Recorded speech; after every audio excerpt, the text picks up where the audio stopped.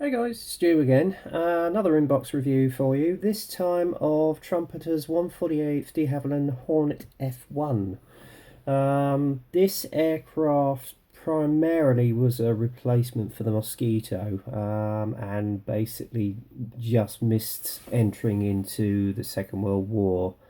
But it mostly equipped most frontline fighter units from around about 1946 onwards, and I think actually served until the mid-50s on most units, and then went later on to become a well-known ground attack and strike aircraft, and was also used by the Fleet Air Arm in the early 50s. As a onboard strike aircraft as well, and the Trumpeter do indeed actually do the Sea Hornet as well, so I may well look this one up actually and order one of them. This kit, in fact, I actually got from Nikki at Veteranas Kits. It was part of an auction that she tends to do most Saturday evenings. She puts various kits up on her site, and everybody who's a member of her website puts in their bid, and luckily enough I won this one. So Nikki, thanks for getting that out to us so promptly. That was brilliant, hun. And it's certainly an aircraft I've often wanted into my stash, so this video's for you, Nikki. Okay. But as I say, check her out. It's Nikki at Veteranas Kits. She is based, I think, in Kent somewhere. I may be wrong, so correct me if I'm wrong, Nikki. It's only a little sort of family business, but very good service. Does extremely good deals and posts them up on her Facebook page, so looking on her Facebook. And yeah, check her out. Anyway, without further ado, we'll get on with the review of this kit. This, as you can see, is issued by Trumpeter, and as I say, they also do the Sea Hornet as well. It is in 1/48, and as you can see here, as depicted, it's on a low pass. And as I say, it was the same idea behind it. It was basically made of wood, and was again very fast and very effective. And also, unlike the Mosquito, I think it was powered by 2 Griffin engines. I may be wrong, but there you go. Very successful fighter for its time, and as I say, equipped most of the frontline units in the late 40s and early 50s. So there you go. Okay, on the side of the box here, you've got a little history about the aircraft itself, and also one of the unit markings that you can get this kit made into. And as you can see, it's the effective silver scheme. Here's the Decals sheet at the end here, and if anybody wants to source this kit, the kit number is 02893. So if you want to pause that, by all means do so. Okay. And then one more at the end here, you've got the box art again, and the same instructions in Chinese, and there's your other colour option there. So let's see what we get for our money. Right. First off, as is usual with me, we'll go through the instruction sheet. Again, it's in a very convenient pamphlet form, so that's a nice easy start. There's your symbols, as you can see there's during the construction of the kit. Illustration of the side view of one of the colour options here. Inside you've got your sprue trees, very beautifully coloured, well, very precise as you can see there, so that you can check you've got all your parts. And then obviously, as is normal with most aircraft kits, first assembly stage is the cockpit, as you can see there. Well, these are the 3 stages up here. Then obviously, once you've done the cockpit assembly, you put the 2 fuselage halves together, and then you go on to the construction of the engine and undercarriage bays, which you see there. Okay guys, quite easy, quite simple, and very effective. Okay, and then the next process, as you can see here, is the construction of the wings, left and right, along with the radiator grille. Okay,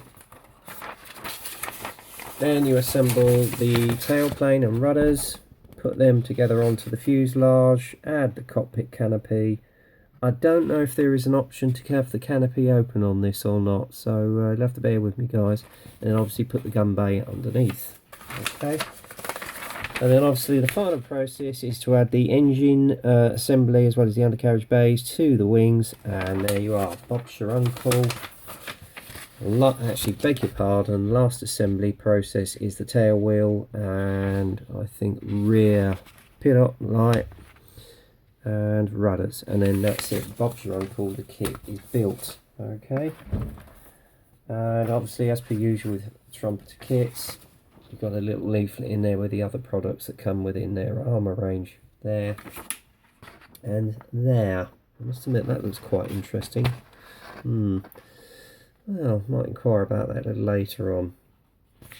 So there you go. And then obviously you've got a little colour call out right there. Unfortunately, I don't know what unit it is. It's not indicated on the colour call out, so you may have to do some research on that. There's your other option there. Very nicely done. And at the top here, you've got the Mr. Hobby colour guides, and again you can cross-reference them. Excuse me. Oh, actually, Hobby Colour, Vallejo, Model Master, Tamiya, Humbrol. So it does give you a guide as to what paints you will need. So that's very good. Well done, Trumpeter. Right, here comes the most interesting part. The kit parts. First off, you've got the upper stage with the wing assemblies. Upper and lower.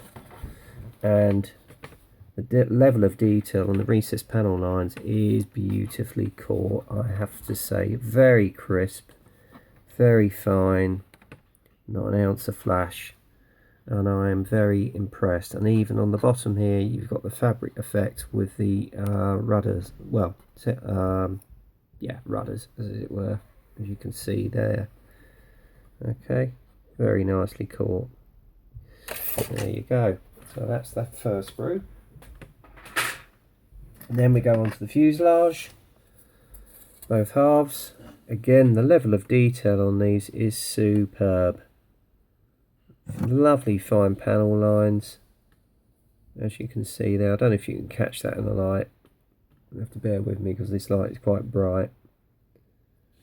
I'll give you a little bit better look. It is a little bit sparse inside, but again, with the colours of aircraft from the late 40s, early 50s, it was basically black inside, so you don't see a lot anyway. But you've got the back of the canopy there, and that's a nice touch, I have to say. So there you go. Then you got the engines and the tailplanes and the rudder. And internal parts of the undercarriage bay. Now this I am impressed with. Just look at the level of detail on the undercarriage bay here with all the hydraulic pipes. That is gorgeous. So when that gets weathered up, that's going to look really effective. There's your tail wheel. Again, not an ounce of flash. There's your rudders. Again, there's a nice fabric effect in the elevators, as you can see here. And again on the tailplane. So look, there you go. I'll get it closest to the camera so you can see. Beautifully moulded. And then obviously you've got the intakes here. Again, the level of detail on the actual inlets is superb. Hope you can see that, guys. And then obviously on the internal part of that, the rudders, the detail again is very well done. Beautifully cast, I have to say. And then the next sprue, it's one of two, is you've got the exhaust here, which you can see for the exhaust valves, and there's your wheels. Again, nice level of detail, very crisply moulded, and even on the undercarriage bay legs. You look on the interior, look at the detail, superb, absolutely superb. There's your engine exhausts, as you can see there. Again, I think what I might will do is put a fine little drill in that just to make them hollow out, because they aren't hollow. And again, you've got the lower tailplanes, beautifully moulded, very fine panel detail. And what else? You've got your propeller there. Not 1 ounce of flash, guys. That is absolutely gorgeous, I have to say. I'm very impressed with the level of detail on this kit. And the final sprue, well, penultimate sprue, is your gun bay, right here. Then you've got the control column. Look at the detail on that. That is really going to come up well with a nice bit of dry brushing and maybe a touch of oils, who knows. But that's going to look really, really nice. And then again, you've got the cockpit tub there, as you can see. Detail again is very, very good. There's the cockpit seat. Now with the seat, unfortunately I haven't got any seat belts, so I may have to source some aftermarket seat belts for that.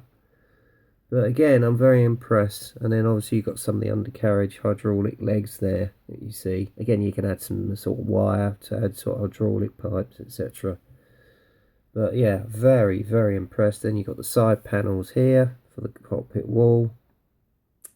Superb. Really, really superb. So I'll just put all the screws to the side here. Now, one thing I am also impressed is with their canopy, they've actually protected it with a little bit of styrofoam here. I'm just going to pull it out very, very delicately. Look how clear this cockpit panel is. It is absolutely flawless, really flawless, guys. And then obviously you got your rear observers pad and your landing lights.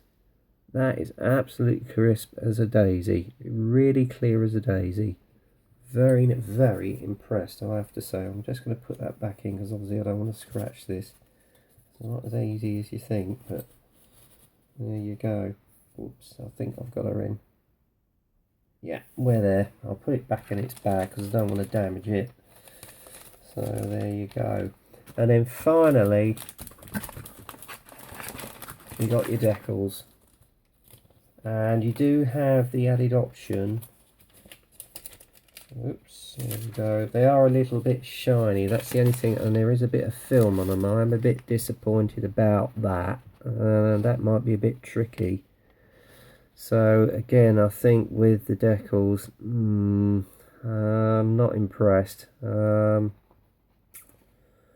know. I don't know if any of you guys have got any suggestions, but there is a level of film. I don't know if you can see that. It's not very good. If anybody's got any suggestions, please put them my way on the end of this video. Just leave them in your comments. Other than that, I may well source aftermarket again for the decals. But overall, apart from the decals, I would say this is a very, very impressive kit. The level of detail on it is superb. It's to Trumpeter's usual standard. I must admit this is the first one of their aircraft I've actually bought. And if this is the level of detail and preciseness on their aircraft, I think I'm going to get a few more, to be honest with you. But yeah, very nicely done. I'm just going to put the screws back in, guys. And there she is. That is the Dehavilland Hornet F1. And if you want any sort of post-war immediate aircraft and looking for a classic fighter, get yourself one of these guys. Superb kit, well worth the money. I got it at a bargain. In fact, you might even be able to source these on eBay. Alright, but more specifically still, if Nikki's got any in stock, ask her. She'll be able to get one out to you. Alright, anyway, that's it for now, guys. Hope you enjoyed the review. If you did, subscribe and leave your comments. So until then, keep busy on the workbench. You guys be good, and I'll speak to you soon. Bye for now.